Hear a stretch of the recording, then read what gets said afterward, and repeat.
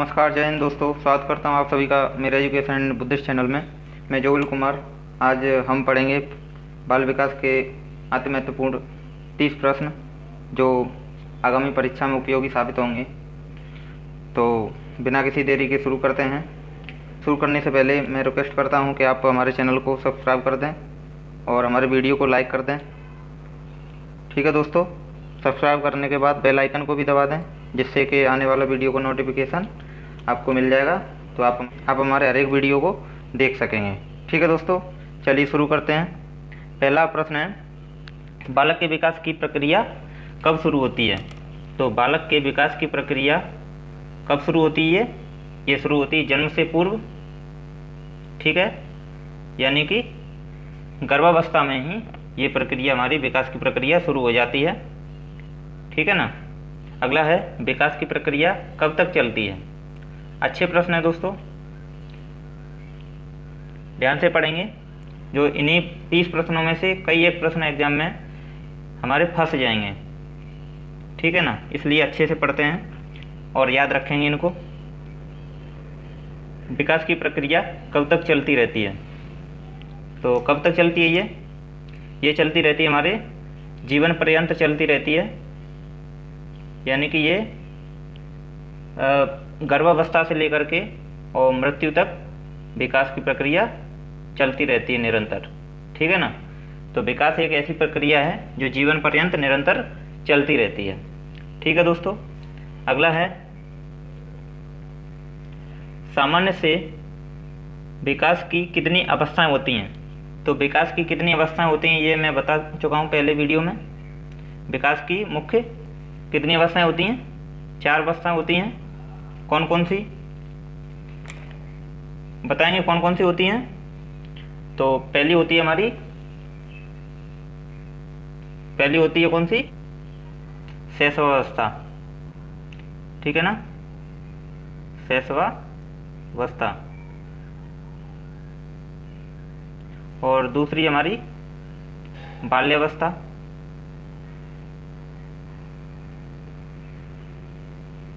और तीसरी है किशोरावस्था।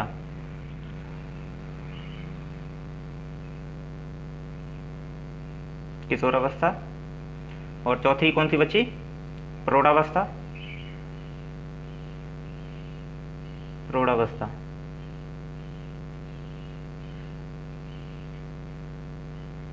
ठीक है दोस्तों, तो ये 4 अवस्थाएं हो गई। अब बात आती है, ये अवस्थाएं कितने वर्ष से कितने वर्ष तक चलती हैं? तो शैशवावस्था चलती है हमारी 0 से 6 वर्ष। शैशवावस्था चलती है हमारी 0 से 6 वर्ष।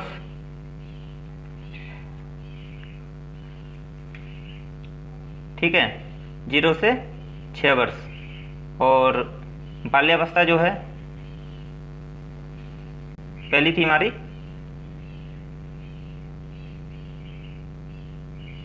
पहली थी शैशवावस्था जो चलती हमारी 0 से 6 वर्ष। ठीक है ना। दूसरी है बाल्यावस्था। बाल्यावस्था चलती है 6 से 12 वर्ष। और तीसरी किशोरावस्था जो चलती है 12 से 18। और चौथी है प्रौढ़ावस्था जो चलती है 18 से कितने? 18 से ये मृत्यु तक।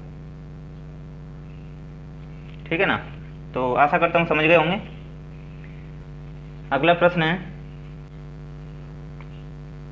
बच्चों में बौद्धिक विकास की 4 विशिष्ट अवस्थाओं की पहचान की गई। तो किसके द्वारा की गई थी 4 अवस्थाओं की पहचान? ये की थी हमारी, किसने? जीन पियाजे ने। ठीक है ना। बौद्धिक विकास की 4 विशिष्ट अवस्थाओं की पहचान जीन पियाजे ने की थी। और कौन कौन सी अवस्था थी? ये 4 अवस्थाएं थी। ठीक है ना। 4 अवस्थाएं कौन कौन सी थी? पहली है संवेदी,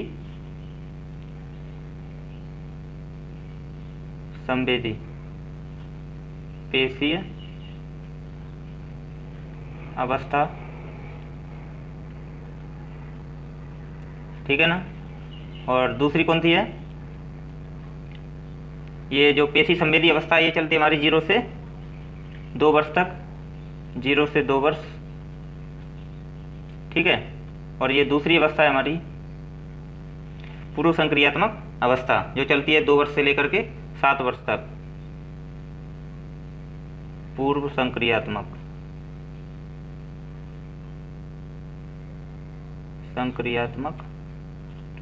अवस्था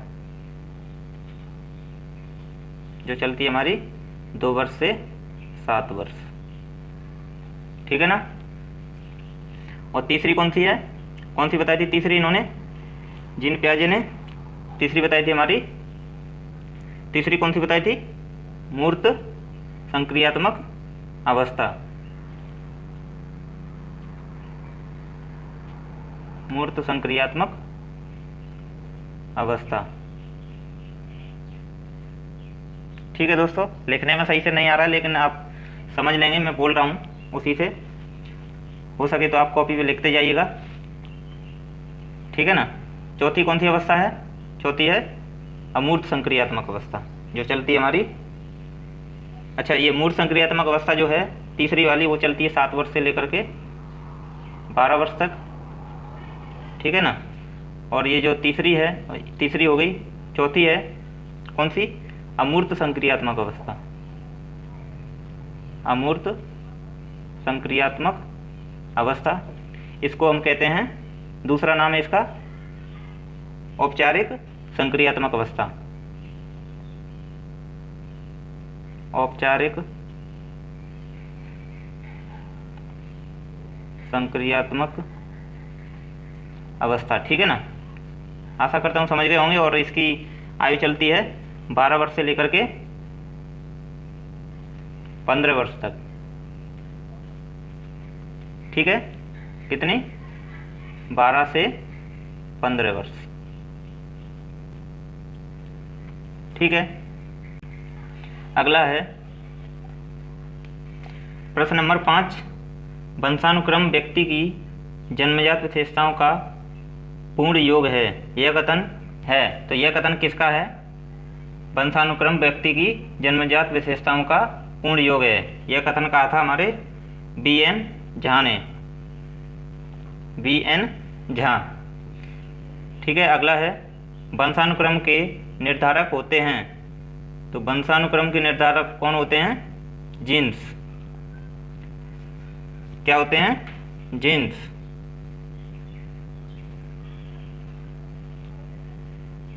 अगला है शैशव काल का नियत समय है। तो शैशव काल यानी कि शैशवावस्था जिसे बोलते हैं, वो कितनी होती है, जो शैशवावस्था वो कितनी होती है, बताया था 0 से 6 वर्ष, 0 से 6 वर्ष,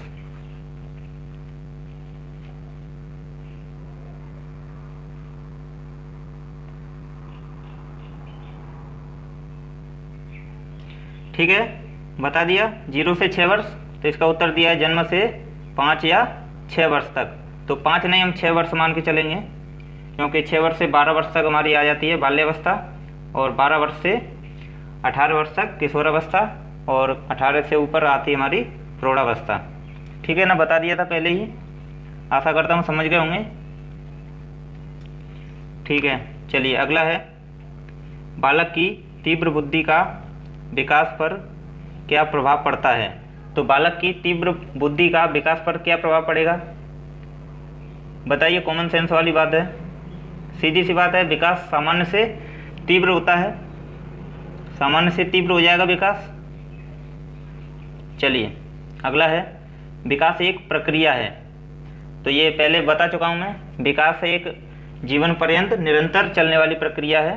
तो ये कैसी है, निरंतर, यानी कि ये कभी न रुकने वाली प्रक्रिया है, जो जीवन पर्यंत चलती रहती है, ठीक है दोस्तों। चलते हैं आगे। अगला प्रश्न है प्रश्न नंबर 10, बाल्यावस्था में मस्तिष्क का कितना विकास हो जाता है। तो बाल्यावस्था में मस्तिष्क का कितना विकास हो जाता है, ये बताया हमारे मनोवैज्ञानिकों ने बताया है 90% तक विकास जो है बाल्यावस्था में ही हो जाता है, ठीक है दोस्तों। चलिए अगला है प्रश्न नंबर 11।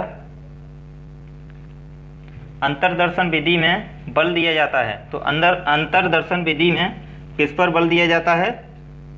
ये दिया जाता है स्वयं के अध्ययन पर, ठीक है ना। स्वयं के अध्ययन पर बल दिया जाता है अंतर्दर्शन विधि में। और अगला है प्रश्न नंबर 12। परामर्श का उद्देश्य है, परामर्श यानी कि काउंसलिंग, काउंसलिंग का उद्देश्य है, तो क्या उद्देश्य होता है इसका?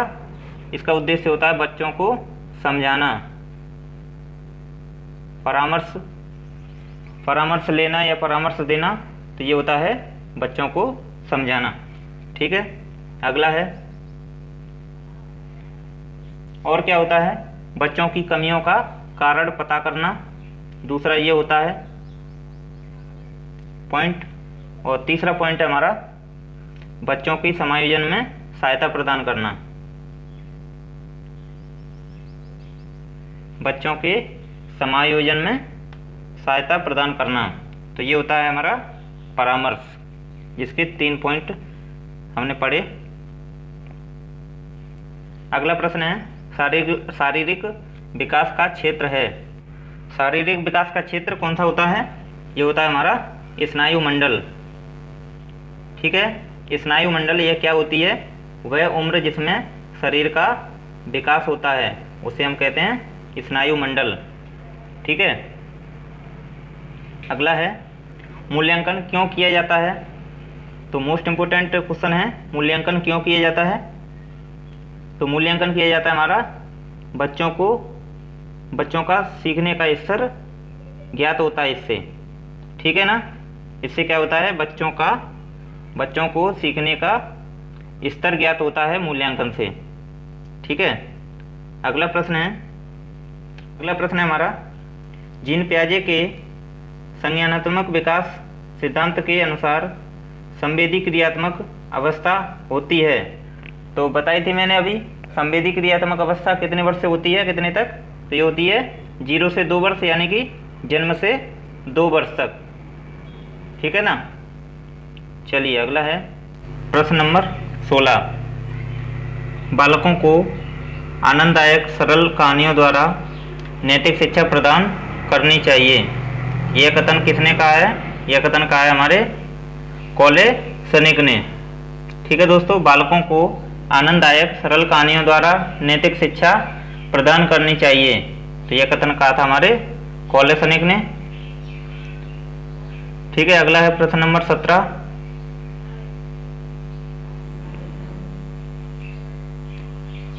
प्रश्न नंबर 17। विकास के संदर्भ में मैकडूगल ने क्या विश्लेषण किया? तो मैकडूगल ने क्या विश्लेषण किया था? बालक के शारीरिक विकास का विश्लेषण किया था इन्होंने। बालक के शारीरिक विकास का विश्लेषण, और मैकडूगल साहब ने 14 मूल प्रवृत्ति और संवेग बताए थे, ठीक है दोस्तों। 14 संवेग बताए थे मैकडूगल साहब ने, ठीक है ना। अगला है संवेगात्मक विकास में किस अवस्था में तीव्र परिवर्तन होता है? तो संवेगात्मक विकास में किस अवस्था में तीव्र परिवर्तन होता है?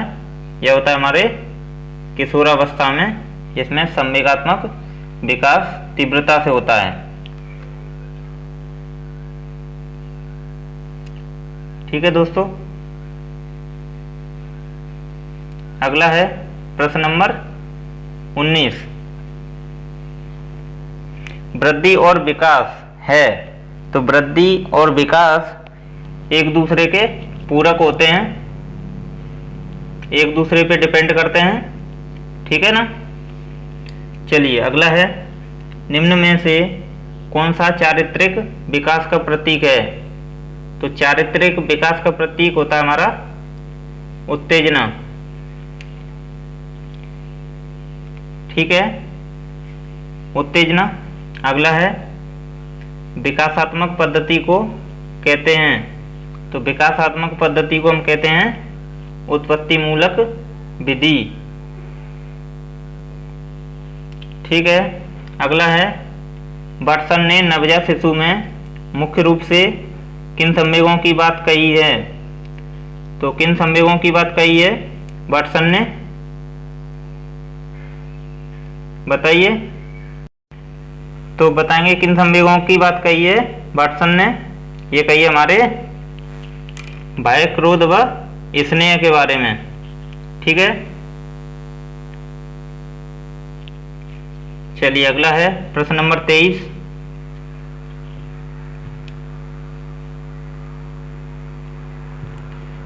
मानसिक विकास को प्रभावित करने वाले कारक हैं। तो मानसिक विकास को प्रभावित करने वाले कारक कौन से होते हैं? वंशानुक्रत, जो पीढ़ी दर पीढ़ी ट्रांसफर होते रहते हैं। ठीक है, चलिए अगला है प्रश्न नंबर 24। व्यक्तित्व विकास की अवस्था है।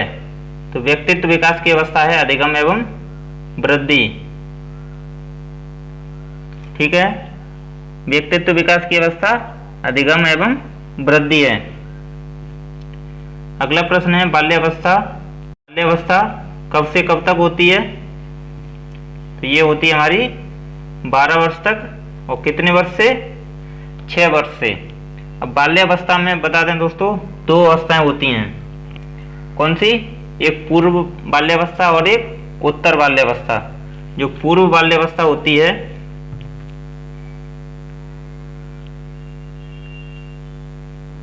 पूर्व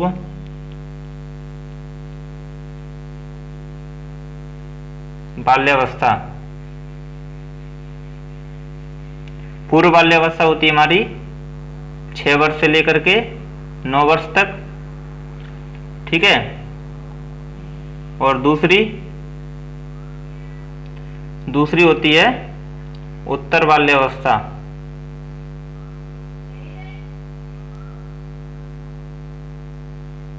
उत्तर बाल्यावस्था ये होती है हमारी 9 वर्ष से लेकर के 12 वर्ष तक।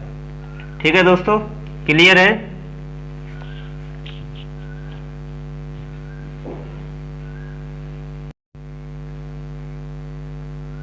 अगला है प्रश्न नंबर 26। किशोरावस्था की मुख्य निम्न समस्याएं हैं। किशोरावस्था की मुख्य निम्न समस्याएं हैं। तो कौन सी समस्याएं हैं, पढ़ लेते हैं। पहली समस्या है शारीरिक विकास की समस्या। ठीक है दोस्तों, इसमें शारीरिक विकास की समस्या है। दूसरी समस्या है हमारी समायोजन की समस्या, और तीसरी समस्या है काम और संवेगात्मक समस्याएं। ठीक है दोस्तों, ये 3 समस्याएं किशोरावस्था की मुख्य समस्याएं हैं। चलिए अगला है प्रश्न नंबर 27। शैशवावस्था है। तो शैशवावस्था बताई थी कब से कब तक? ये चलती है हमारी जन्म से लेकर के 5 वर्ष, यानी कि 5 वर्ष इसमें दिया है, तो यहाँ 5 की जगह 6 वर्ष कर लेंगे। ठीक है ना, क्योंकि पहले बताया है 0 से लेकर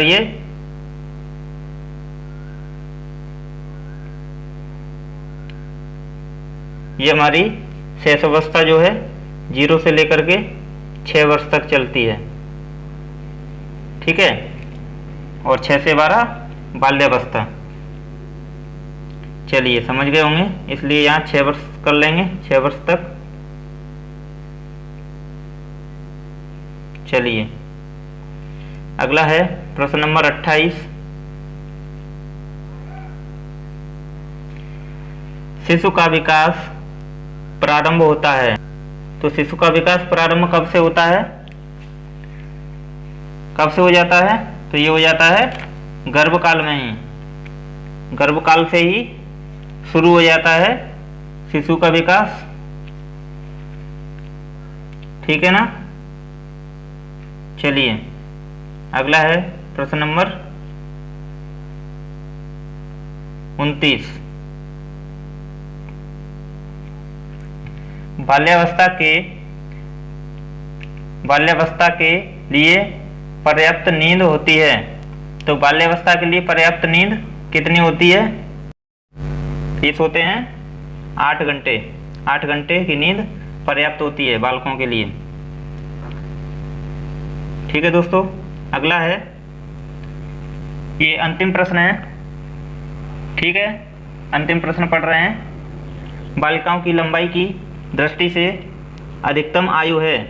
तो बालिकाओं की लंबाई की दृष्टि से अधिकतम आयु कौन सी है? तो वो है 16 वर्ष। ठीक है दोस्तों, 16 वर्ष की उम्र में लंबाई की दृष्टि से अधिकतम लगती हैं बालिकाएं। तो आशा करता हूँ ये प्रश्न आपके समझ में आए होंगे और पसंद आए होंगे। तो हमारे वीडियो को लाइक कर दें और हमारे चैनल को सब्सक्राइब कर दें, और सब्सक्राइब बटन के बगल में जो बेल आइकन दिया है उसको दबा दें, जिससे कि अगला वीडियो हमारा जो भी आएगा उसका नोटिफिकेशन आपको मिल जाएगा। तो आप हर वीडियो को हमारे को देख सकेंगे। ठीक है दोस्तों, इसी के साथ जय हिंद, जय भारत। मिलते हैं अगले वीडियो में। धन्यवाद।